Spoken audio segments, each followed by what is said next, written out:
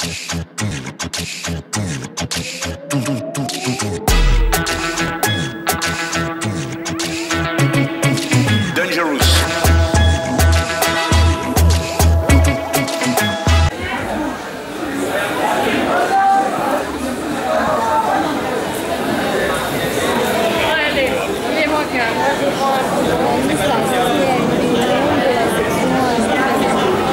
on a avec nous Daniel Simonet, qui est... merci Daniel. Chef de file du parti de gauche. Yann Brossa.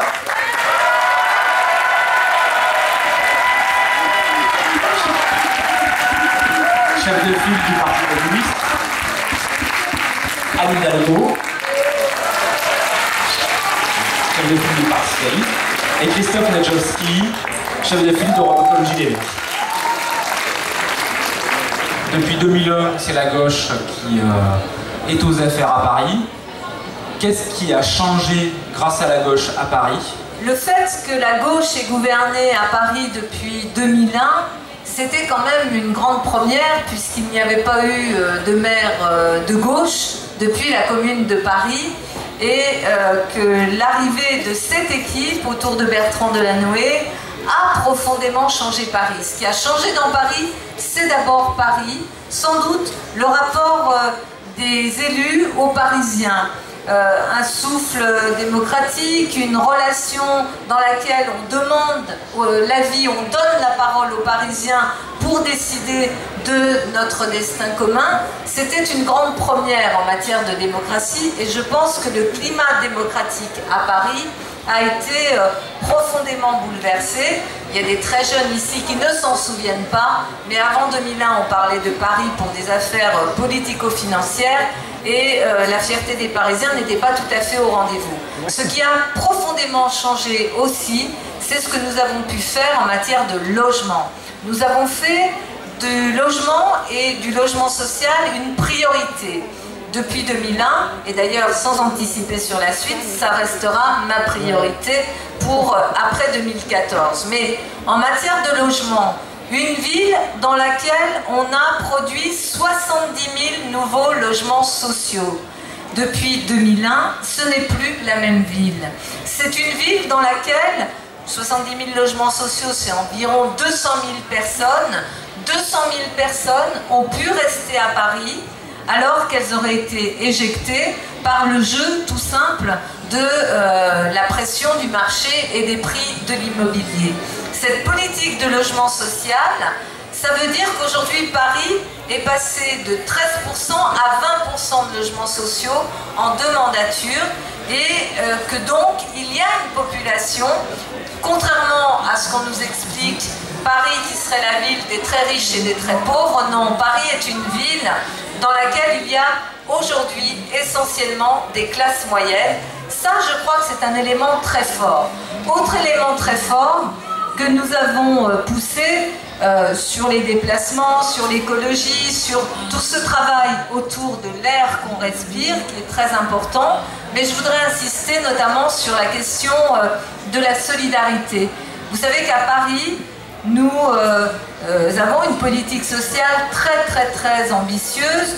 2 milliards 300 000 euros sont dépensés chaque année sur le social. C'est une dépense qui pour nous est un investissement dans une cohésion, dans le soutien à celles et ceux qui, du fait de la crise, du fait des aléas de la vie, peuvent se trouver exclus de notre société, ce que nous ne voulons pas. Cette ville a retrouvé aussi en cohésion.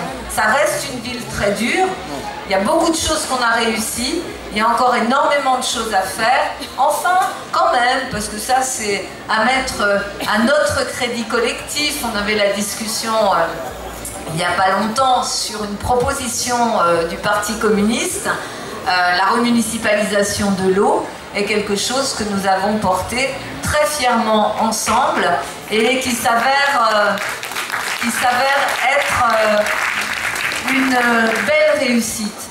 Dernier point, parce que je vois Martine Durlac qui est ici, c'est aussi une grande fierté que de s'être dit que les quartiers populaires qui avaient été complètement oubliés de nos prédécesseurs, les écoles étaient dans un état déplorable, il n'y avait pas assez de crèches, il y avait des logements, y compris des logements sociaux qui étaient dans un état de dégradation terrible. Je crois que ce qui a été fait sur les quartiers populaires avec Martine Durlac dans la première mandature et avec Gisèle Stevenart qui est une élue aujourd'hui sur cette deuxième mandature est un travail considérable pour redonner de la confiance. Je ne suis pas en train de dire que tout a été fait, sinon on n'aurait pas besoin de se représenter à d'autres élections. Il y a encore beaucoup à faire, mais tout ce que nous allons pouvoir proposer, c'est d'abord parce qu'il y a aussi ce bilan commun entre nous et ce bilan qui nous a permis aussi d'apprendre à travailler ensemble avec nos différences, en les affirmant et en les surmontant pour les Parisiens. Merci. Daniel, vous sortez un livre à Paris, Place au Peuple, dans ma période. Je voulais aussi avoir votre sentiment sur justement cette période qui vient de s'écouler où la gauche s'est retrouvée aux affaires à Paris. Qu'est-ce qui, selon vous, a changé et qu'est-ce qui, selon vous, reste à changer pour les Parisiens? Oui, alors d'abord, je voudrais vraiment remercier les camarades du Parti communiste de la Fédération de Paris pour organiser ce débat qui est extrêmement important. Et oui, effectivement, en 2001, comme je suis persuadée, nous tous ici, on était extrêmement fiers de pouvoir brandir les clés de Paris et de pouvoir enfin tourner la page à ces années affairistes, clientélistes de la droite. Et donc ça nous donne une responsabilité immense que nous avons tous en tête. Il est hors de question que la droite ou l'extrême droite reprennent le pouvoir ou du pouvoir à Paris. Et pour le faire, je pense que dans cette période où, hélas, beaucoup des nôtres, et nous également, on peut se désespérer de la politique du gouvernement qui ne va pas dans le sens du progrès social, on a une responsabilité d'autant plus importante de faire preuve de clarté et de cohérence. Et je constaterai que sur cette mandature et la mandature précédente, des efforts évidemment conséquents ont été faits en matière de logement social, et Anne rappelait que nous allons atteindre les objectifs de 20% de logements sociaux, et d'ailleurs le groupe communiste élu du parti de gauche a beaucoup pesé sur cette bataille-là. Mais force est de constater qu'en 2 mandatures, la question de la spéculation immobilière n'a pas eu de réponse efficace. Force est de constater que l'exode social se poursuit, qu'aujourd'hui nous sommes pris à la gorge par les loyers. Force est de constater que beaucoup d'hommes et de femmes, non seulement des classes populaires, mais aussi des fonctionnaires, y compris des cadres supérieurs, n'arrivent plus à se loger à Paris. Il y a d'ailleurs un livre qui sort en ce moment, qui s'appelle Paris sans le peuple. Je ne l'ai pas encore lu, mais qui parle du problème de la gentrification qui se poursuit et des classes populaires qui sont chassées de Paris. Ça doit être notre préoccupation numéro 1. Et je le dis tout net, la loi du faux qui est pensée en ce moment par le gouvernement, hélas, ne va pas avoir pour impact de baisser les loyers. Elle va peut-être baisser les loyers les plus élevés, des plus riches parisiens, mais elle va avoir une logique inflationniste sur les plus bas loyers. Or, justement, l'enjeu de la prochaine mandature, c'est de permettre à tous les Parisiennes et les Parisiens de se réapproprier leur ville, de ne pas en faire une ville pour les riches, d'en faire une ville pour toutes et tous. Une ville qui s'émancipe à la fois des intérêts privés, de la spéculation, des intérêts privés qui prennent le pas sur les services publics, des intérêts privés productivistes pour un bien vivre à Paris pour toutes et tous. Alors je dirais, pour conclure, que la nouvelle étape pour Paris, pour moi, ce serait justement que le peuple reprenne confiance en lui-même. C'est pour ça que j'ai pris comme titre « À Paris, place au peuple », et que ça doit être un enjeu pour nous, pour le Front de gauche, de faire preuve de cohérence, parce que franchement, on a fait une belle aventure déjà ensemble. On a été capable, sur Paris, de faire 11% à l'élection présidentielle. On est la deuxième force à gauche. Et souvenez-vous, c'est parce qu'on a été capable de rassembler toutes celles et ceux qui souhaitaient une politique alternative qu'on a réussi à battre Sarkozy. Et donc c'est parce qu'on continuera en étant cohérent, en étant honnête avec nos convictions, en défendant bec les ongles notre orientation alternative, qu'on va arracher à l'abstention et au désespoir les nôtres, et qu'on pourra justement contribuer à ouvrir une nouvelle page pour faire de Paris la capitale de la résistance à l'austérité. Et donc là, j'ai un petit cadeau. Parce que mon programme, je pense que nous devons porter cette ambition pour Paris et qu'il y a dans cet ouvrage que j'ai fait, je pense qu'il y a des bases d'une réflexion qui correspond justement à la poursuite de tout le travail qu'on a eu, que ce soit avec Yann et avec l'ensemble du groupe communiste et élus du Parti de gauche au sein du Conseil de Paris, un peu la déclinaison de l'humain d'abord pour Paris, à Paris, place au peuple.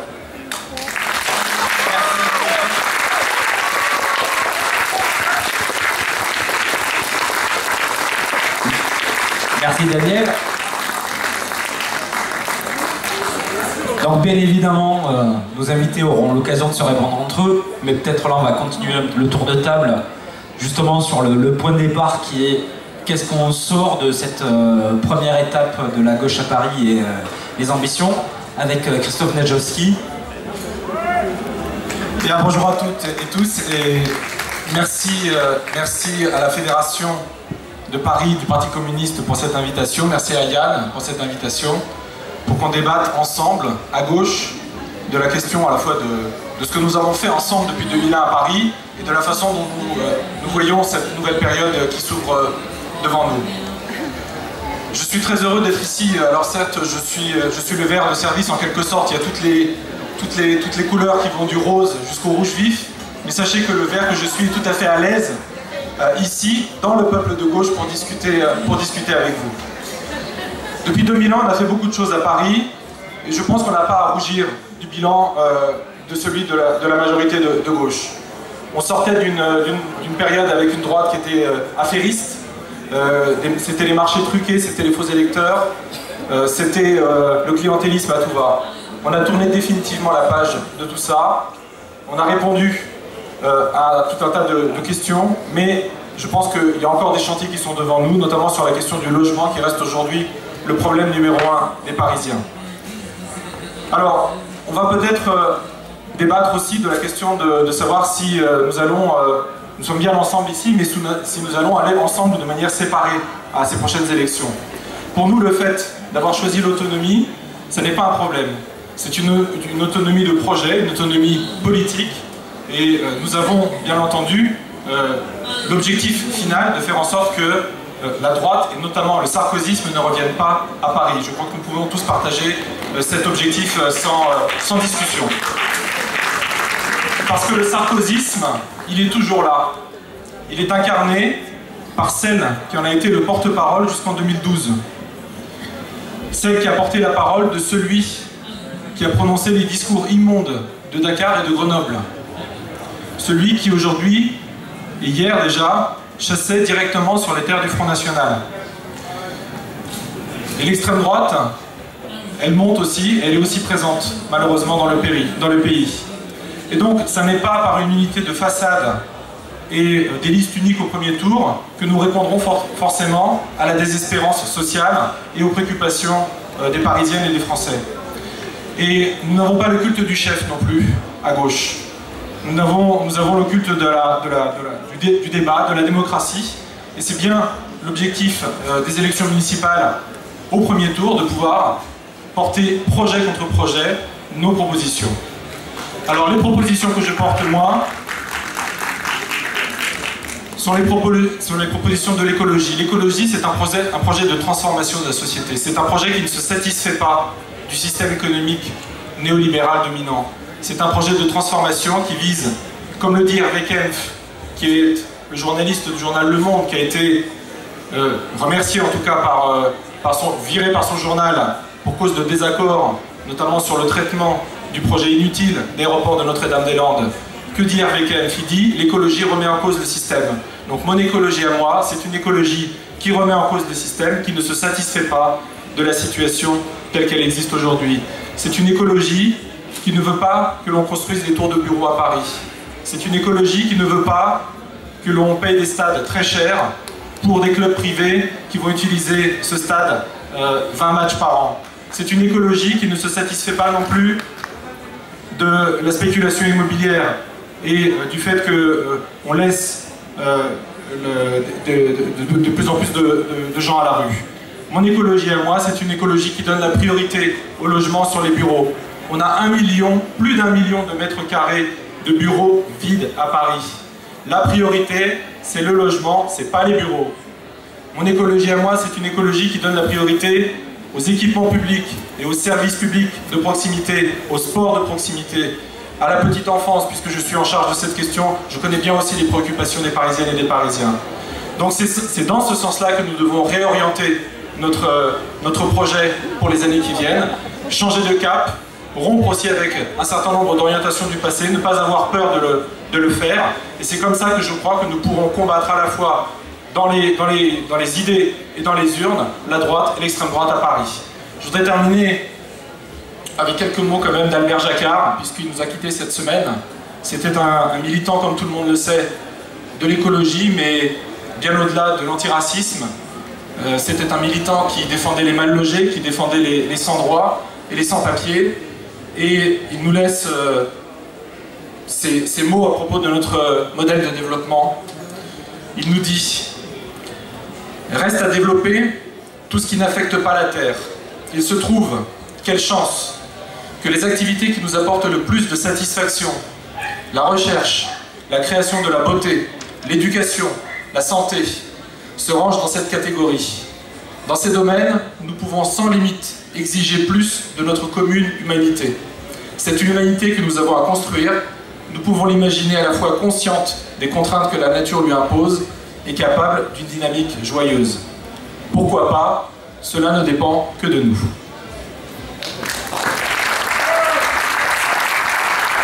Merci pour l'hommage à Jacquard, effectivement, qui nous a quittés, qui était quelqu'un qui comptait beaucoup et qui était un habitué de la fête aussi, qui était venu plusieurs fois débattre avec nous. Donc merci de cet hommage. Donc il y a déjà pas mal de choses qui ont été dites. Je pense que Anne aura à cœur d'y répondre. Yann, je pense que toi aussi tu as des choses à dire sur ce qui est sorti de cette mandature et sur les priorités que les communistes entendent mettre au cœur de la prochaine mandature. D'abord merci, je voudrais dire aussi que je suis très heureux que la fête de l'humanité soit ce lieu où on a la possibilité à gauche d'avoir un vrai débat sur les prochaines échéances municipales. Et je crois que c'est important qu'on ait ce type de confrontation et qu'on fasse de la prochaine élection municipale un véritable débat d'idées qui permettent aux uns et aux autres de voir comment nous pourrons faire collectivement avancer Paris. Moi, ce que je pense sur le bilan de ce que nous avons accompli depuis 2001, c'est qu'effectivement, on a accompli de grandes et belles choses depuis maintenant 12 ans, depuis 13 ans l'an prochain. Et ce que je constate aussi, je voudrais le dire également, c'est que tout ce qui s'est fait de grand, tout ce qui s'est fait de fort depuis 2001, porte l'empreinte des élus communistes et du Front de gauche. Parce que s'il n'y avait pas eu des élus communistes et du Front de gauche pour se battre pied à pied, pour rehausser les objectifs de production de logements sociaux, pour faire effectivement qu'on ait 70 000 logements sociaux produits entre 2001 et 2014, si nous n'avions pas été là pour batailler à chaque budget, au mois de décembre comme au mois de juillet, à chaque Conseil de Paris, nous n'aurions pas atteint les 20% de logements sociaux. Si il n'y avait pas eu les élus communistes et du Front de gauche, nous n'aurions pas remunicipalisé la distribution de l'eau, nous n'aurions pas arraché la distribution de l'eau à de grandes multinationales comme Suez et de Veolia. Ce sont d'ailleurs des combats que les élus communistes ont menés pendant 25 ans. Faire en sorte qu'on ait à Paris un véritable service public de l'eau, et je le dis sous le regard de Martine Durlac et d'autres élus qui pendant des années ont mené cette bataille. Alors, de cela, je suis très fier. Et je n'oublie pas toutes les batailles, tous les combats, toutes les discussions parfois compliquées que nous avons eues avec nos partenaires socialistes pour aboutir à ce résultat-là. Mais ce que je constate aussi, et il faut avoir l'honnêteté de le dire, c'est que plus les années passent, plus les politiques d'austérité nationale, et notamment celles qui sont voulues par le gouvernement actuel, pèse sur la réalité de la vie des Parisiennes et des Parisiens, pèse y compris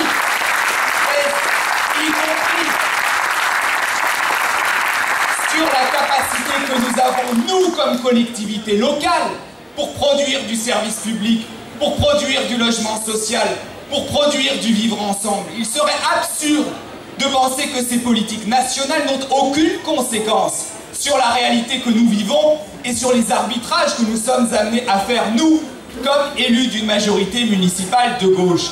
Je prendrai simplement un exemple. Lorsque l'État, pour 2014 et pour 2015, décide de baisser les dotations à notre collectivité de 100 millions d'euros, qui peut penser que ça n'aurait aucune conséquence sur la vie des Parisiennes et des Parisiens? Je vois ici les salariés de l'Hôtel Dieu. Qui peut penser que lorsque le gouvernement, l'État, décide de casser l'hôpital public, ça n'a aucune conséquence sur la vie des Parisiennes et des Parisiens? Eh bien, ce que je dis, c'est que si nous voulons une belle politique de gauche pour les années qui viennent, et je le souhaite, et je le veux, et je crois que c'est le cas de tous ceux qui sont dans cette salle, alors il faudra avoir le courage de résister aux politiques d'austérité. Alors,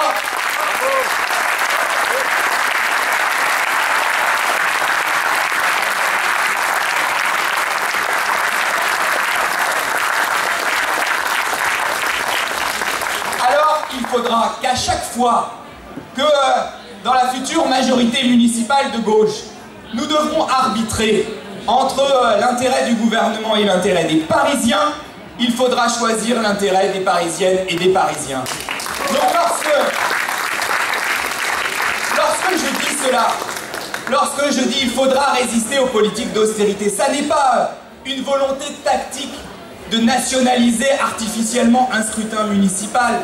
Ça n'est pas parce qu'on aurait la volonté de faire de la politique politicienne, c'est simplement parce que si nous voulons une vraie politique de gauche pour les 6 années qui viennent, il faut résister à ces politiques d'austérité qui nous empêchent de mener de vraies politiques de gauche. Et je crois que c'est comme cela que nous servirons Paris, que nous servirons les Parisiens et que nous ferons en sorte que cette ville avance dans le sens du progrès et de la justice sociale. En tout cas, c'est comme ça que les communistes voient les choses pour ces prochaines échéances.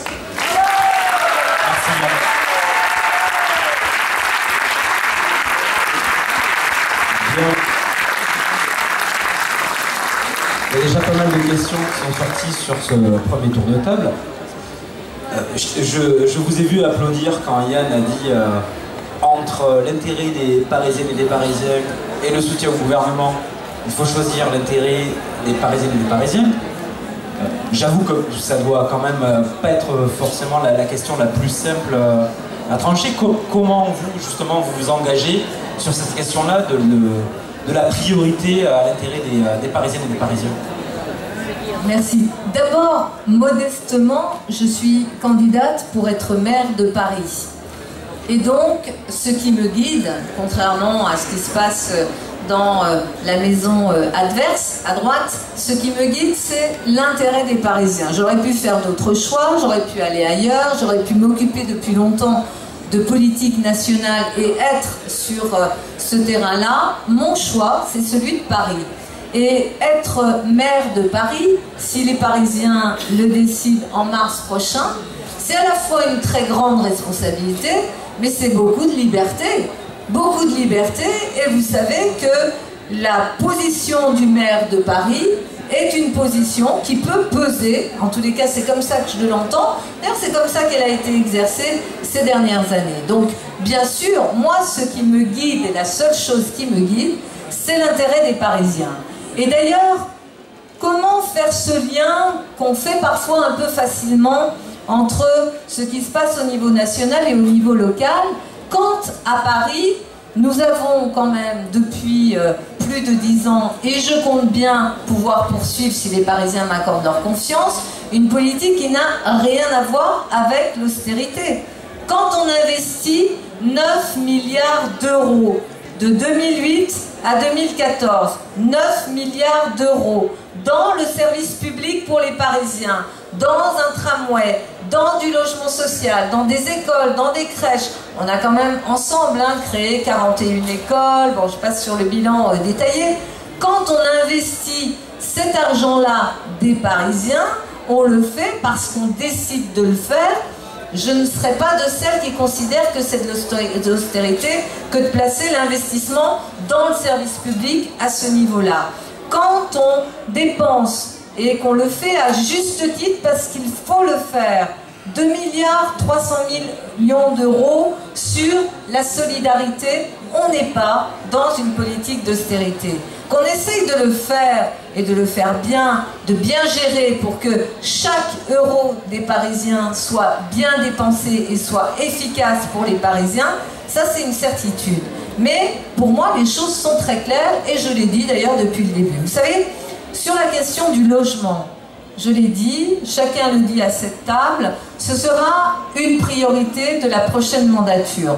On a fait beaucoup, il y a eu un rattrapage extraordinaire en matière de logement social, mais en même temps, il faut aller beaucoup plus loin pour permettre à toutes les catégories, je pense à tous ceux qui travaillent, à tous ceux qui ont des revenus, qui ne trouvent pas aujourd'hui de logement parce que c'est trop cher, parce qu'il y a de la spéculation. Il faut donc que l'on mette en place un nouveau plan pour le logement à Paris. Dans les propositions que j'ai faites, j'ai misé sur 10 000 nouveaux logements par an, sociaux et pas sociaux, que l'on va pouvoir proposer. On va pouvoir, par exemple, récupérer des logements vacants que l'on va pouvoir mettre sur un marché de location en veillant à ce que les prix ne soient pas les prix qu'on trouve aujourd'hui dans le privé. Il y a beaucoup de possibilités sur lesquelles nous pouvons agir. Il y a des domaines sur lesquels ce n'est pas la ville qui est en capacité ou en pouvoir d'agir. Je pense par exemple à la réglementation sur l'encadrement des loyers. Moi, avant de jeter la loi du flot à la poubelle, j'aimerais bien qu'on l'applique. Et je vous assure que si elle est appliquée, et là je soutiens notre camarade qui est ministre du Logement, si cette loi est appliquée, ça va changer la vie des Parisiens que d'avoir effectivement des loyers qui ne pourront pas évoluer au prix du marché. Donc avant de jeter des choses positives qui sont en train de se faire, je voudrais qu'on puisse les mettre en œuvre et que nous, on accompagne cela. Donc je me sens très à l'aise dans cela. Je me sens à l'aise, par exemple, sur les questions de santé publique. Et je salue, bien sûr, les agents hospitaliers et de l'Hôtel-Dieu qui sont ici présents. On se bat ensemble. Je ne suis pas d'accord avec la façon dont ce dossier est géré. Je l'ai dit publiquement et je l'ai dit aux personnes concernées. Je ne suis pas d'accord avec le fait qu'on ferme un hôpital dans lequel il y a des urgences qui apportent aujourd'hui un service essentiel aux Parisiens et qu'on reporte les problèmes des urgences sur d'autres hôpitaux sans en apporter les moyens. Je propose sur cette question de santé d'en faire aussi un élément de priorité pour notre projet commun, je l'espère. Il faut que la ville investisse massivement sur les urgences aux côtés de l'État. Si on n'est pas d'accord avec les ministres, je leur dirai et je mènerai le combat. C'est pas la première fois que je le fais et je pense que nous sommes assez nombreux à nous retrouver sur cette attitude combative. Être maire de Paris, ce n'est pas être un supplétif de qui que ce soit, c'est être au service des Parisiens, se battre pour eux. En tous les cas, j'en ai la conviction, la capacité et l'énergie. Comptez sur moi, quoi. On n'a pas laissé faire des tas de trucs qui ne nous plaisaient pas, donc comptez sur moi et pas de mise en cause de ce que ça pourrait être, sans même qu'on ait commencé à travailler ensemble. D'autant que, mes chers camarades, quand même, je pense qu'il faut qu'on ait conscience que sans notre union, rien n'est possible. Et tout ce qu'on est en train de se dire pour améliorer la qualité du service public, pour faire de Paris cette ville écologique, tout ça, ça peut être battu en brèche si la droite revient. Donc soyons aussi dans cette tension, dans cette capacité, dans cette combativité qui est celle de notre ville et des élus qui l'incarnent aujourd'hui, et en même temps, ayons quand même conscience de ce qui peut nous arriver si jamais nous n'étions pas à la hauteur de l'enjeu pour les Parisiens qui attendent beaucoup de la gauche et beaucoup de nous. Je vous remercie. Daniel, convaincu? Convaincu? Anne, Anne, tu n'es pas crédible. Tu n'es pas crédible. Je vais t'expliquer pourquoi. En décembre dernier, quand le gouvernement a organisé la poursuite de la baisse des dotations de l'État à la collectivité parisienne comme à l'ensemble des collectivités de France. 40 millions. Et pour décembre prochain, c'est 100 millions d'euros en moins. Qu'as-tu fait? Est-ce que tu t'es opposé alors que l'intérêt des Parisiennes et des Parisiens était en jeu? Quand la dette de l'État aux Parisiennes et aux Parisiens, due au transfert de charges non compensées de moyens, que nous étudions tous ensemble à cette table, tous ensemble dans les années Sarkozy, eh bien, Bertrand Delanoë et toi-même, vous avez décidé d'effacer l'ardoise. Alors pourquoi, par quel miracle on devrait aujourd'hui te croire, sur parole, sur le fait que demain tu t'y opposeras? Moi je te dis, je prends l'engagement, ici, présent, qu'en décembre, je ne voterai pas un budget qui nous imposera l'accompagnement de l'austérité et l'ensemble des renoncements libéraux qui vont avec. Anne.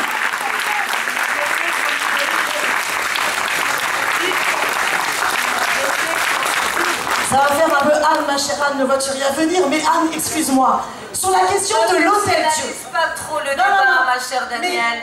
On est là pour se parler clairement. On est là pour se parler clairement et franchement, sinon ce débat ne sert à rien. Et tu sais qu'on peut avoir un débat fraternel, de confrontation, d'orientation, qui n'attaque pas les personnes. Et c'est bien sur le contenu que j'interviens et que je souhaite interpeller. Concernant l'Hôtel-Dieu, tu peux encore changer d'avis. À 4 reprises, tu as voté contre nos vœux de défense de l'hôpital, de l'Hôtel-Dieu en tant qu'hôpital de proximité, avec ses urgences et l'ensemble de ses services. Tu as soutenu de fait le projet porté par Jean-Marie Le Guen, par la direction de la PHP. On n'a pas besoin de se siffler. Daniel, si on veut que le débat puisse se poursuivre tranquillement, je propose que les applaudissements, les sifflets, tout ça, on garde ça pour notre endroit, une salle de théâtre ou je sais pas quoi. Mais là, on discute, on fait de la politique. Voilà. Non, sinon on va pas s'en sortir, sinon. On va pas s'en sortir. Surtout que je vous rappelle qu'on n'a pas beaucoup de temps. Donc prenons le temps de s'écouter jusqu'au bout, tous ensemble. Daniel. Sur l'Hôtel-Dieu, la balle est dans ton camp. Tu peux encore changer d'avis, décider de signer le pacte hospitalier de l'Hôtel-Dieu. Refuser la fermeture des urgences et de ses services parce qu'on sait que les autres urgences sont saturées. Parce que le déménagement des services de l'Hôtel-Dieu vers par exemple l'hôpital Cochin, qui est quand même l'hôpital clinique numéro 1 en dépassement d'honoraires, ne va pas dans le sens de l'intérêt des Parisiennes et des Parisiens. Donc oui, il est possible de changer d'avis, mais pour l'instant, on ne peut pas te croire sur parole. Et je pense que la meilleure façon de pouvoir justement avoir un poids pour faire de Paris la capitale de la résistance à l'austérité, qui ne renonce pas à développer notamment sur la petite enfance. Je vois des syndicalistes de la petite enfance ici, qui se traduit par certes des créations de places en crèche, mais avec des marchés d'appel d'offres au privé, avec notamment sur la propreté, eh bien, une remunicipalisation qui est urgence des services de la propreté. Pour engager l'ensemble de ces chantiers de rupture, je pense que nous avons besoin, dans les urnes, au premier tour, de demander au peuple de Paris de trancher entre les deux orientations qui s'offrent à lui à gauche. Soit l'accompagnement de l'austérité avec l'ensemble de ces renoncements libéraux qui vont avec, soit faire de Paris la capitale de la résistance à l'austérité, non seulement pour l'intérêt des Parisiennes et des Parisiennes, mais aussi pour toutes les collectivités prises à la gorge, et plus globalement, pour montrer qu'il y a une autre voie qui s'offre pour aller dans le sens du progrès humain.